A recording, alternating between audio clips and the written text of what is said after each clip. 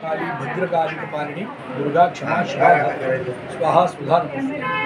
आज आपण ज्या मंदिरामध्ये आहोत ते भद्रकाली देवी मंदिर हे नाशिककरांचे आर्थिक ग्राममध्ये तसेच श्रद्धेचं तसेच भक्तिभावाचं अत्यंत उत्तम असलेले स्थान म्हणजे भद्रकाली मंदिर आहे। भद्रकाली देवी मंदिराचं विशेष महत्त्व म्हणजे संपूर्ण भारतवर्षामध्ये जेवढी 51 शक्तिपीठ आहेत या शक्तिपीठांपैकी एक शक्तिपीठ म्हणजे भद्रकाली देवी मंदिर। महाराष्ट्रामध्ये अशी 2 शक्तिपीठ आहेत, एक म्हणजे कोल्हापूर जिथे सती पार्वतीचं नेत्र पडले आणि पुढचं स्थान म्हणजे नाशिक की जिथे सती पार्वतीच्या शरीरातील हनुवटीचा भाग पडला आहे, म्हणून या स्थानाला चिबूक स्थान असे देखील म्हटले जाते। चिबूक म्हणजे हनुवटी आणि हनुवटीचं स्थान या ठिकाणी पडल्यामुळे या स्थानाला चिबूक स्थान असे म्हटले जाते। जेवढं महत्त्व वैष्णवदेवीला आहे, कामाख्या देवीला आहे तेवढंच किंवा त्याच्यापेक्षा काकणभर महत्त्व अधिक अशा या भद्रकाली देवीला आहे की जिची अनेक वर्षानुवर्ष परंपरेनुसार जी सेवा अर्चा पूजना केली जाते। असे हे भद्रकाली देवी मंदिर नाशिककरांचे अत्यंत श्रद्धेचे स्थान आहे।